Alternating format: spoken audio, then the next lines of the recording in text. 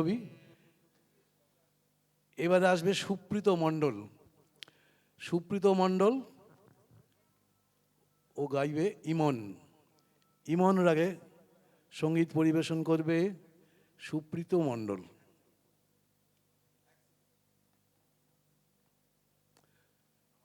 সঙ্গে সঙ্গতে আছেন বিহান বিশ্বাস।